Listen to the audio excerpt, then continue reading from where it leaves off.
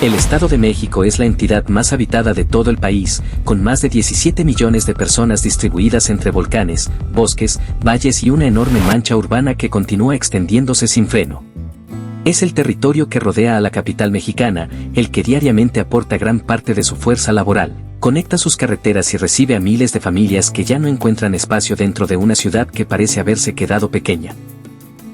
Sin embargo, detrás del tráfico, las construcciones y el movimiento constante, también existen lugares donde el tiempo parece haberse detenido. Pueblos que poco a poco fueron quedándose vacíos, comunidades que desaparecieron sin hacer ruido y rincones que el crecimiento urbano dejó completamente olvidados.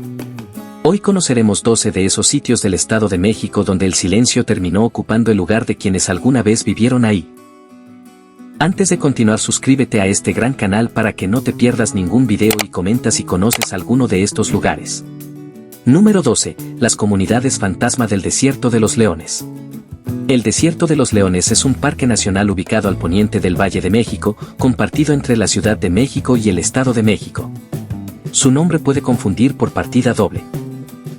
No es un desierto, sino un extenso bosque de oyameles y encinos, y los leones no hacen referencia a felinos, sino al apellido de una familia que en otro tiempo fue propietaria de estos terrenos. En medio de este bosque se levanta el ex convento del Desierto de los Leones, construido por los carmelitas descalzos a principios del siglo XVII. Sin embargo, pocos saben que alrededor del convento existieron pequeñas comunidades de carboneros, leñadores y trabajadores forestales que sobrevivían gracias a los recursos del bosque. Con el paso del tiempo, cuando la zona fue declarada área natural protegida, esas familias fueron desplazadas poco a poco. Las rancherías escondidas entre las cañadas más alejadas quedaron abandonadas durante el siglo XX. Hoy apenas sobreviven algunos muros de piedra, cimientos cubiertos por la hojarasca y herramientas oxidadas que revelan la presencia de quienes alguna vez cortaron madera, produjeron carbón y levantaron su vida bajo los árboles que ahora resguarda el gobierno. El propio convento también fue abandonado por los carmelitas en 1798, debido a la humedad excesiva que volvió insalubre la vida dentro del edificio. Los religiosos se trasladaron a otro convento en San Ángel y el inmueble permaneció desocupado durante décadas, hasta que el gobierno lo recuperó como patrimonio nacional. Actualmente, las antiguas celdas de los monjes, los pasillos subterráneos, la capilla y los jardines interiores conservan una atmósfera que muchos visitantes describen como inquietante. No por historias de fantasmas, sino por la sensación de caminar por un sitio donde antes existía una intensa vida contemplativa y donde hoy solo permanece el eco de los pasos entre sus muros.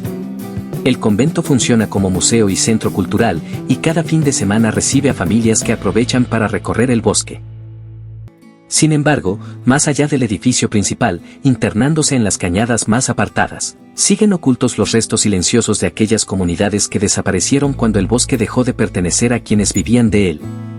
Llegar hasta esos vestigios implica abandonar los senderos oficiales y adentrarse en la parte más cerrada del bosque, donde los oyameles forman una barrera tan espesa que la luz apenas logra tocar el suelo. En ese ambiente, donde el silencio parece tener peso, todavía es posible distinguir piedras que alguna vez fueron las paredes de una vivienda. Ahí alguien cocinó, durmió, formó una familia y jamás imaginó que su casa terminaría convertida en una ruina perdida dentro de un parque nacional.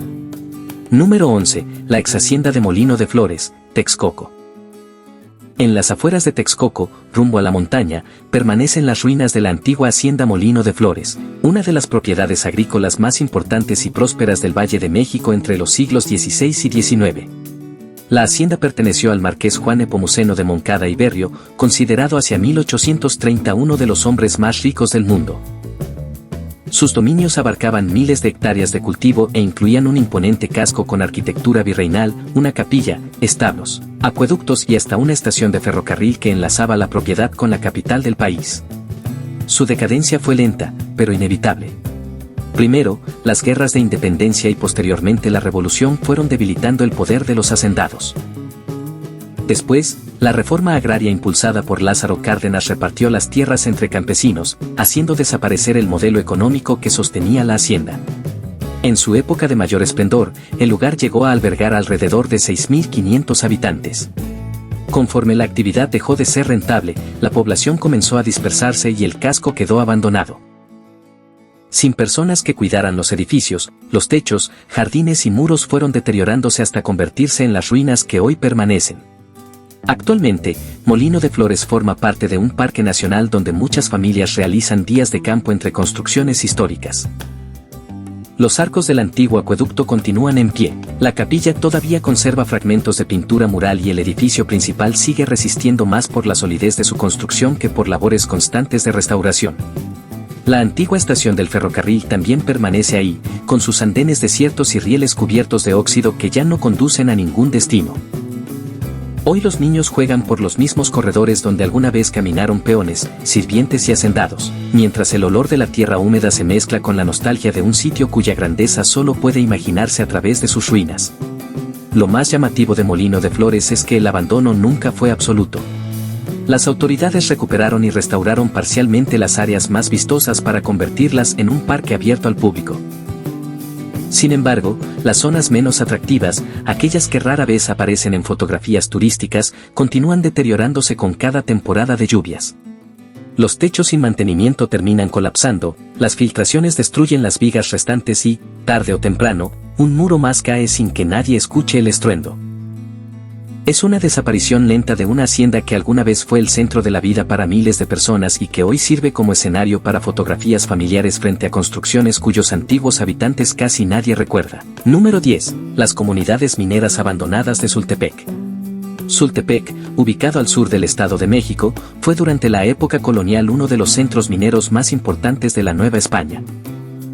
La plata extraída de sus minas impulsó buena parte de la economía virreinal y permitió que el pueblo prosperara con iglesias barrocas, grandes casonas y una intensa actividad comercial que atraía a comerciantes de distintas regiones.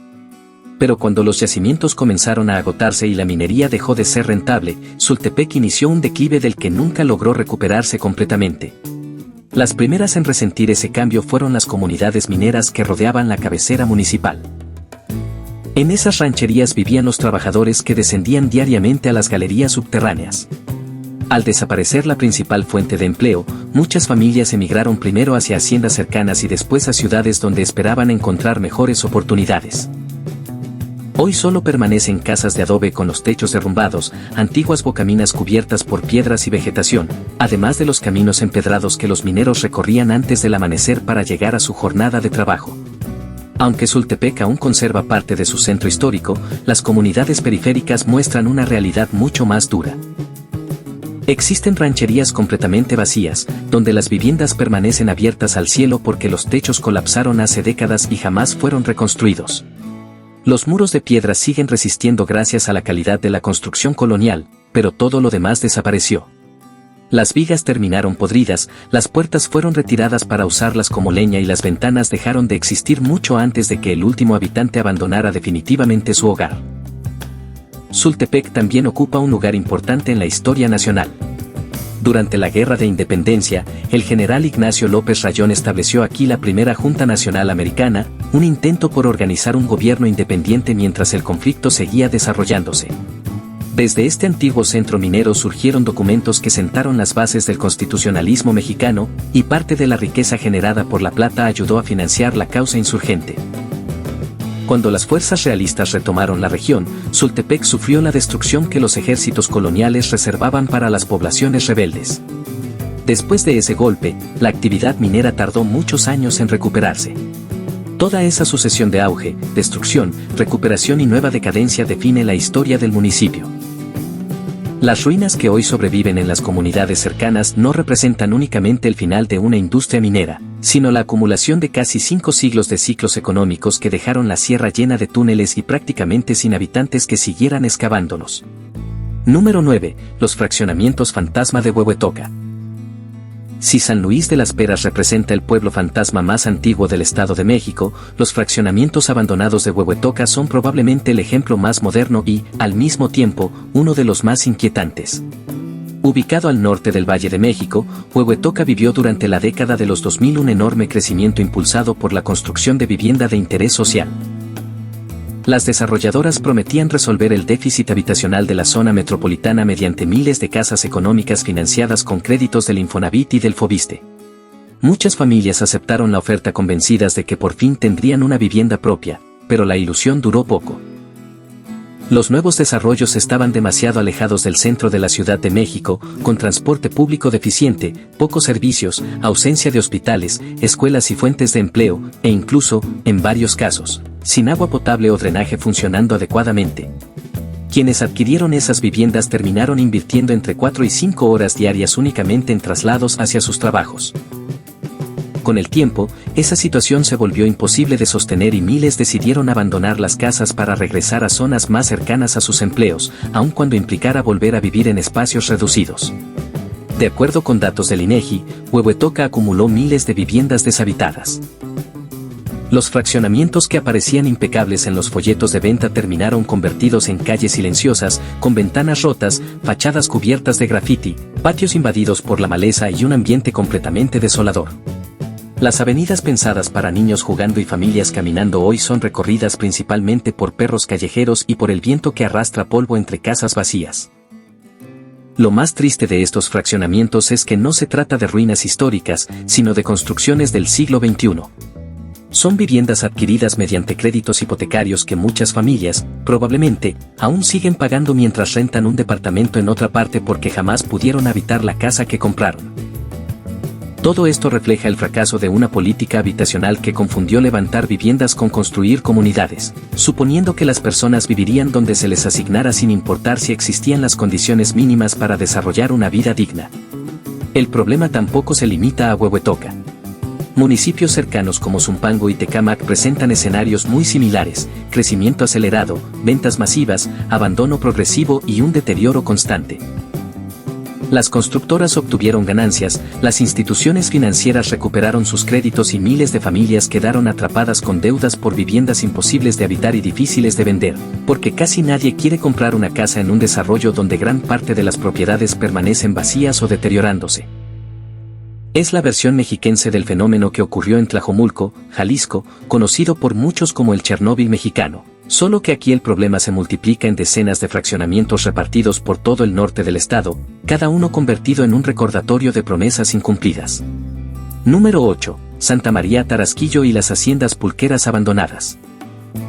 En la región del Lerma, al poniente de Toluca, floreció durante siglos una importante industria pulquera que dio vida a numerosas haciendas y a las comunidades que dependían directamente de ellas. Los campos estaban cubiertos por interminables hileras de magueyes pulqueros, mientras los tlachiqueros recorrían diariamente las plantas extrayendo aguamiel con acocotes de calabaza, utilizando una técnica prácticamente inalterada durante miles de años. Las haciendas eran complejos enormes.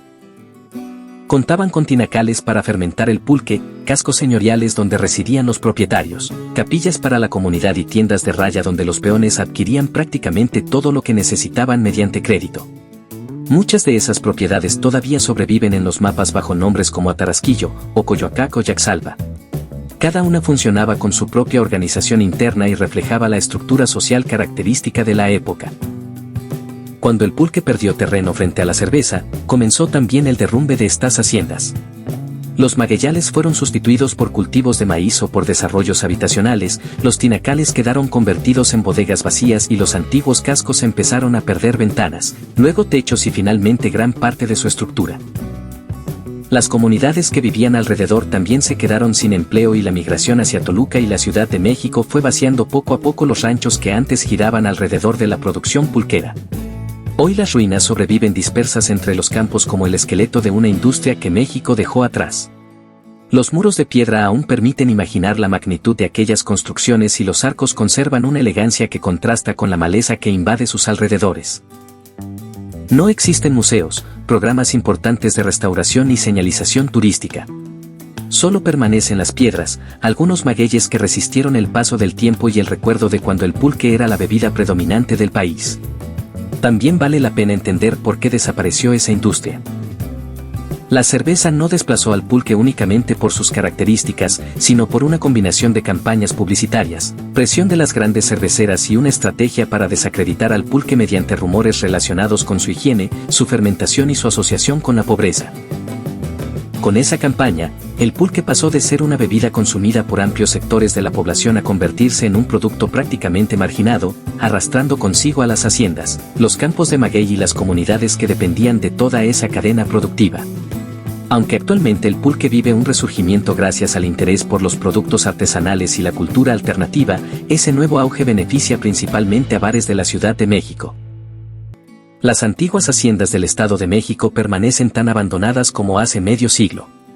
La paradoja resulta evidente: mientras el pulque vuelve a ponerse de moda, los lugares donde nació gran parte de esa tradición continúan deteriorándose sin que nadie los rescate. Número 7. Las rancherías de Temazcaltepec. Temazcaltepec, al sur del Estado de México, reúne paisajes montañosos de enorme belleza con una realidad marcada por la marginación. Su cabecera municipal luce como un pueblo mágico. Una plaza bien cuidada, calles limpias y una iglesia que suele aparecer en las fotografías de quienes visitan el lugar. Pero basta recorrer algunos kilómetros por los caminos de terracería que ascienden hacia la sierra para descubrir otra cara del municipio.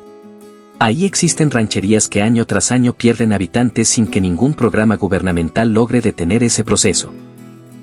Las comunidades situadas en las zonas más altas dependen casi exclusivamente de la agricultura de temporal y de los recursos que ofrece la montaña, aunque cada vez producen menos debido a que el cambio climático ha modificado las lluvias y las heladas llegan en épocas distintas a las de antes.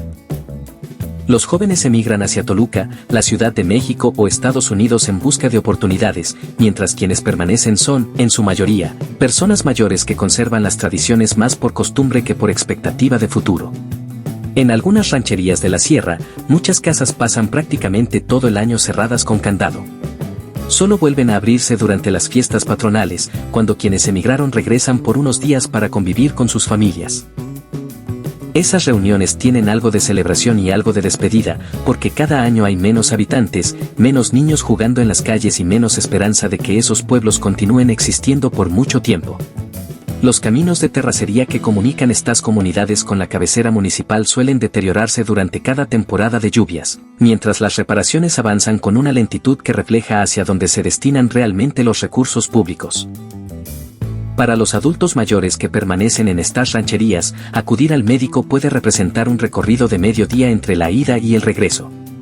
Incluso abastecerse de alimentos requiere una planeación que en una ciudad parecería exagerada, pero aquí forma parte de la vida cotidiana. Desde un mirador, la Sierra de Temazcaltepec ofrece paisajes espectaculares.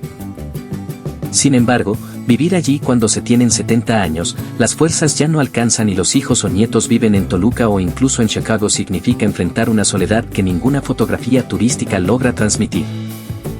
Número 6. Teotihuacán y los pueblos que fueron desplazados por las pirámides. Teotihuacán es conocida en todo el mundo por sus enormes pirámides, pero casi nadie habla de las comunidades campesinas que alguna vez existieron debajo y alrededor de lo que hoy conocemos como zona arqueológica. A lo largo del siglo XX, conforme las excavaciones comenzaron a revelar la verdadera extensión de la antigua ciudad prehispánica, el gobierno federal fue comprando y expropiando terrenos que hasta ese momento funcionaban como ejidos, parcelas y hogares de familias que llevaban generaciones viviendo y cultivando en la región. Las personas reubicadas no solo perdieron sus casas, sino también sus tierras de cultivo y el vínculo cotidiano que mantenían con un territorio habitado por sus antepasados desde mucho antes de que comenzaran las investigaciones arqueológicas.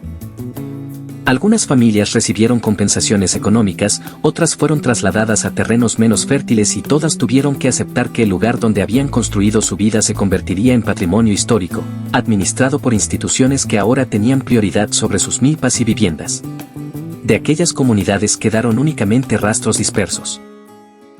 Entre los campos de nopal todavía pueden encontrarse algunos cimientos, fragmentos de corrales y estructuras que quedaron atrapadas dentro de la cerca que delimita el área arqueológica. También sobrevive la memoria de las familias que recuerdan cómo era vivir ahí antes de que llegaran los arqueólogos, las excavaciones y las expropiaciones. Los pueblos cercanos, como San Juan Teotihuacán y San Martín de las Pirámides, continúan habitados y llenos de actividad. Sin embargo, muchas parcelas donde anteriormente existían casas, sembradíos y corrales permanecen vacías, convertidas en terrenos protegidos que quizá algún día sean excavados, cuando el presupuesto y los proyectos arqueológicos lo permitan. Número 5. La antigua estación ferroviaria de Lechería. Lechería, en el municipio de Tultitlán, fue durante décadas uno de los puntos ferroviarios más importantes del centro de México.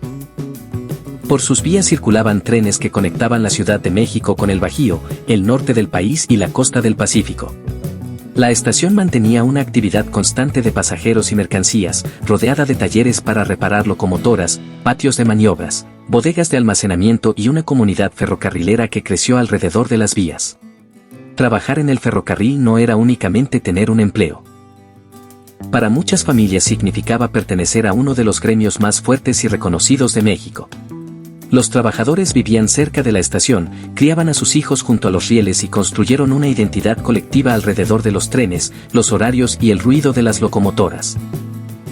Durante la década de 1990, con la privatización de los ferrocarriles impulsada durante el gobierno de Carlos Salinas de Gortari, la estación de Lechería dejó de funcionar como terminal de pasajeros y quedó destinada principalmente al transporte de carga. Los talleres cerraron, los patios ferroviarios redujeron sus operaciones y la comunidad que había dado personalidad al lugar comenzó a desaparecer conforme los trabajadores se jubilaban y las nuevas generaciones buscaban oportunidades en otras actividades. En la actualidad, algunos edificios originales de la estación siguen en pie. No fueron derribados durante la modernización, pero el abandono y el paso del tiempo han comenzado a destruirlos lentamente. Las bodegas permanecen cerradas, los antiguos andenes recuerdan una época en la que viajar en tren era algo cotidiano y los rieles, que antes vibraban varias veces al día, ahora reciben principalmente locomotoras de carga que cruzan sin pasajeros ni espectadores. La herencia ferroviaria todavía puede rastrearse en los nombres de algunas calles, en las historias de los habitantes más viejos y en la nostalgia por un México donde el tren representaba mucho más que un medio de transporte. Era una forma de vida, una identidad de clase trabajadora y una posibilidad de ascenso económico que terminó descarrilándose cuando el país decidió apostar por las carreteras y abandonar gran parte de su red de pasajeros. Los inmuebles que sobreviven conservan la arquitectura práctica y resistente de la época dorada del ferrocarril mexicano, muros anchos, techos elevados, grandes ventanas y construcciones capaces de soportar décadas de uso. Su solidez contrasta con la fragilidad de muchos fraccionamientos recientes levantados a pocos kilómetros. En esas estructuras existe una belleza áspera que ha llamado la atención de fotógrafos urbanos. Paredes despintadas, rieles cubiertos de óxido, bodegas silenciosas y salas de espera donde ya no queda nadie esperando un tren. Son los restos congelados de una época desaparecida dentro de un municipio que hoy es más conocido por el tráfico y el crecimiento urbano que por el pasado ferroviario que alguna vez le dio vida. Número 4. Los pueblos mineros de Zacualpan. Zacualpan, al sur del Estado de México, posee una historia minera que comenzó mucho antes de la llegada de los españoles. Desde la época prehispánica, los mexicas extraían minerales de estas montañas para fabricar herramientas y obtener pigmentos. Con la conquista, la explotación de los yacimientos se intensificó y el municipio terminó convirtiéndose en uno de los principales productores de plata de la Nueva España. Las minas atrajeron trabajadores, comerciantes, familias y una riqueza que hizo crecer rápidamente a la región. Alrededor de cada yacimiento aparecieron campamentos improvisados que, con el paso de los años, se transformaron en rancherías y después en pequeños pueblos dependientes casi por completo de la actividad minera. Sin embargo, ningún yacimiento es infinito. Cuando las vetas comenzaron a agotarse o quedaron a una profundidad que hacía demasiado costosa su explotación, Zacualpan inició una decadencia prolongada. Las primeras comunidades en sufrirla fueron precisamente aquellas que habían surgido alrededor de las minas. Sin empleo, los trabajadores tuvieron que marcharse hacia otros centros mineros, las ciudades o el extranjero. Después se fueron sus familias, dejando atrás las viviendas, los caminos y las pequeñas iglesias que habían construido durante los años de abundancia. Actualmente, los alrededores de Zacualpan están llenos de vestigios de esas antiguas poblaciones. Existen bocaminas cerradas con piedras y cubiertas por la vegetación, muros de viviendas que los árboles van absorbiendo poco a poco y restos de antiguas instalaciones mineras, como canales, acueductos y sistemas de desagüe. La infraestructura revela que en esos lugares hubo una actividad industrial intensa, aunque hoy parezca difícil imaginarla entre tanta vegetación y silencio. Las ruinas permanecen como prueba de comunidades enteras que nacieron gracias a la plata y desaparecieron cuando la montaña dejó de producirla. Número 3. Las comunidades del antiguo lago de Texcoco. En la planicie seca y salitrosa donde alguna vez se extendió el lago de Texcoco existieron numerosas comunidades que dependían por completo del agua. Sus habitantes pescaban, cultivaban en chinampas y se desplazaban en canoas con la misma naturalidad con la que las poblaciones costeras viven del mar. El lago ocupaba un lugar central dentro del mundo mexica. Sobre sus aguas fue fundada Tenochtitlán y alrededor de sus orillas se establecieron decenas de pueblos cuya alimentación, comercio, transporte y vida ceremonial estaban ligados directamente al ecosistema lacustre. La desaparición del lago fue un proceso prolongado que comenzó durante la época colonial y se aceleró drásticamente en el siglo XX. A medida que el agua retrocedía, también desaparecían las condiciones necesarias para mantener la vida de esas comunidades. Los pueblos que antes se encontraban junto a la orilla terminaron rodeados de suelo salino y seco, incapaz de producir cultivos suficientes. Los pescadores se quedaron sin peces, los chinamperos perdieron el agua y la cultura lacustre que había definido a esas poblaciones durante siglos comenzó a desaparecer al mismo tiempo que el lago se evaporaba. En la zona que alguna vez estuvo cubierta por agua se proyectó el fallido nuevo Aeropuerto Internacional de la Ciudad de México y hoy se extienden enormes terrenos donde el viento levanta tolvaneras de polvo salitroso que, incluso llegan hasta la capital. Poblaciones como Atenco, Texcoco, Chimalhuacán y Ecatepec siguen existiendo, pero ahora forman parte de una mancha urbana que apenas conserva señales visibles de su pasado lacustre. El agua desapareció y con ella se fue todo un mundo de canoas, redes, peces, ajolotes, chinampas y atardeceres reflejados sobre el lago. Lo que convierte la desaparición del lago de Texcoco en una especie de pueblo fantasma gigantesco es la magnitud de lo perdido. No se trataba de una comunidad pequeña, sino de un ecosistema humano que durante siglos sostuvo a cientos de miles de personas y permitió el crecimiento de una de las civilizaciones más importantes del mundo prehispánico. Ese universo no desapareció por una catástrofe repentina, sino por una decisión sostenida durante aproximadamente 4 siglos, drenar el agua para convertir el lago en tierra firme. La mayor ironía es que los terrenos ganados al lago se transformaron en una de las zonas más problemáticas del Valle de México. Durante la temporada de lluvias sufren inundaciones porque el suelo salino tiene poca capacidad para absorber el agua. Al mismo tiempo, el terreno se hunde año tras año debido a la sobreexplotación de los mantos acuíferos. Las tolvaneras cargadas de salitre también provocan problemas respiratorios entre millones de habitantes que hoy viven donde antes existía un enorme cuerpo de agua. El lago fue borrado casi por completo, y con él desapareció una forma de vida que muchos ya no extrañan porque nunca alcanzaron a conocerla. Número 2. La ex hacienda de Chapingo. La hacienda de Chapingo, ubicada en Texcoco, fue una de las propiedades agrícolas más importantes del Valle de México durante la época colonial y gran parte del siglo XIX. Su casco señorial, su capilla y sus extensas tierras de cultivo representaban el modelo tradicional de la hacienda mexicana, un espacio casi autosuficiente donde el propietario vivía rodeado de lujos mientras los peones trabajaban en condiciones mucho más precarias. Después de la Revolución Mexicana, la propiedad fue expropiada y entregada a lo que hoy conocemos como la Universidad Autónoma Chapingo. El antiguo casco se transformó en parte del campus universitario y la capilla fue decorada por Diego Rivera con murales considerados entre las obras más importantes del muralismo mexicano. Sin embargo, mientras los edificios principales recibían nuevos usos, muchas de las construcciones periféricas fueron quedando olvidadas. Los establos, las bodegas, las viviendas de los trabajadores y otras instalaciones productivas dejaron de ser necesarias conforme la universidad levantaba aulas, laboratorios y edificios modernos. Actualmente, dentro de los terrenos de la Universidad Autónoma Chapingo todavía pueden encontrarse restos de la antigua hacienda en condiciones muy distintas. Algunos fueron restaurados parcialmente, otros funcionan como almacenes improvisados y varios más continúan deteriorándose lentamente. Es como encontrar un pueblo fantasma dentro de un campus universitario, una hacienda muerta rodeada de salones, estudiantes y espacios llenos de actividad. Esa contradicción resume de alguna manera la relación de México con su pasado. Conservamos ciertas partes, permitimos que otras desaparezcan y mostramos únicamente aquello que resulta más atractivo o valioso. La capilla decorada por Diego Rivera es, paradójicamente, la sección que recibe mayor atención y mantenimiento. Sus murales poseen un enorme valor artístico y cultural, superior para muchas instituciones al de los viejos establos, las bodegas o las casas donde vivieron los trabajadores.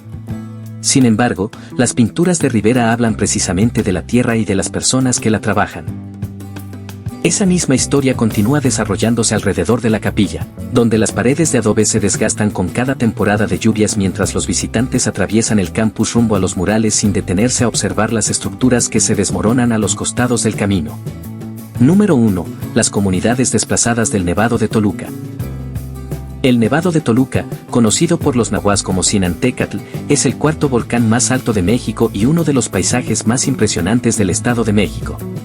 En el interior de su cráter se encuentran las lagunas del Sol y de la Luna, ubicadas a más de 4.200 metros sobre el nivel del mar.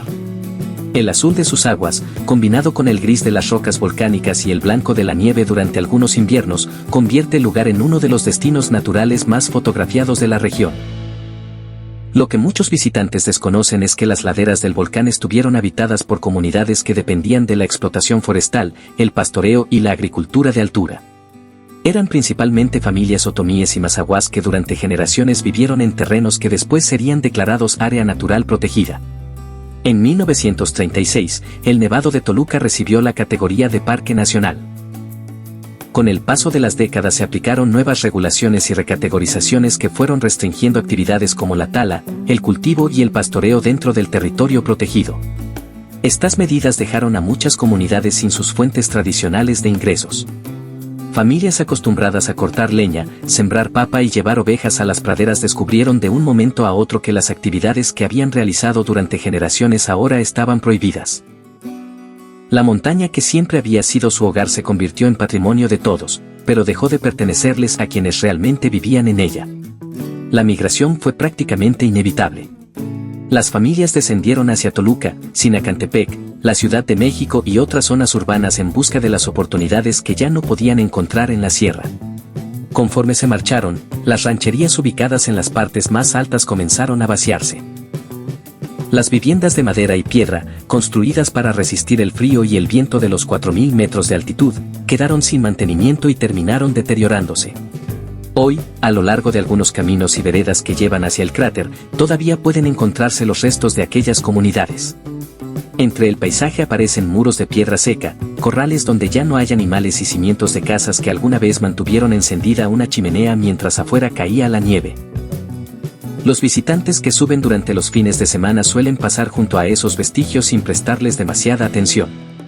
La mayoría está concentrada en llegar hasta las lagunas, tomarse fotografías y justificar el esfuerzo de haber madrugado para alcanzar la cima. Sin embargo, basta observar con detenimiento para descubrir que muchas de esas piedras no están acomodadas de forma natural. Forman los límites de antiguos hogares donde hubo personas que nacieron, crecieron, formaron familias y murieron en un sitio donde falta el oxígeno y las noches son tan frías que el agua puede congelarse dentro de las ollas. Estas comunidades ocupan el primer lugar de la lista no únicamente por el abandono, sino por la contradicción que representa su desaparición. Fueron desplazadas para proteger el medio ambiente, aunque su presencia en la montaña había formado parte del paisaje durante siglos. Las familias otomíes y mazahuas que vivían en el Nevado de Toluca no eran visitantes ajenos al ecosistema. Su forma de vida estaba integrada a la montaña tanto como la de los venados, las águilas y los pinos que todavía permanecen ahí. La decisión de restringir sus actividades se tomó con una intención ambiental, pero también con una falta de sensibilidad social que hoy resulta difícil de ignorar. El debate sobre la protección del Nevado de Toluca continúa. En 2013, el gobierno federal cambió su categoría de Parque Nacional a Área de Protección de Flora y Fauna. En teoría, esta clasificación permite desarrollar algunas actividades económicas sustentables dentro del territorio protegido. Sin embargo, para muchas de las comunidades que ya habían abandonado la montaña, la modificación llegó demasiado tarde. Volver no consiste únicamente en reconstruir casas. También sería necesario recuperar las relaciones familiares, económicas, productivas y culturales que hacían posible la vida a más de 4.000 metros de altitud. Una comunidad no se reconstruye únicamente con madera y piedra. Una vez que su red social desaparece, ningún decreto gubernamental puede devolverle completamente la vida. Aquí termina nuestro recorrido por estos fantasmas del Estado de México, una entidad con más de 17 millones de habitantes, pero también con rincones donde el silencio terminó imponiéndose sobre el ruido y el concreto. Desde comunidades desplazadas por zonas arqueológicas hasta rancherías vacías en las laderas de un volcán, pasando por antiguas haciendas pulqueras, pueblos mineros, estaciones ferroviarias y fraccionamientos destruidos por una mala planeación, todos estos lugares comparten una misma verdad incómoda: incluso en el estado más poblado del país existe espacio suficiente para el abandono. El Estado de México tiene carreteras, autopistas, centros comerciales, transporte masivo y algunas de las zonas con mayor densidad poblacional de México. Sin embargo, detrás de todo ese movimiento siguen escondidos pueblos, ruinas y comunidades que quedaron fuera de la memoria colectiva. Entre las montañas, bajo los terrenos secos del antiguo lago, alrededor de las pirámides y dentro de las haciendas deterioradas permanecen historias que muy pocos conocen. Ahora tú ya sabes que existen. Haz con esa información lo que quieras, pero después no digas que nadie te lo contó.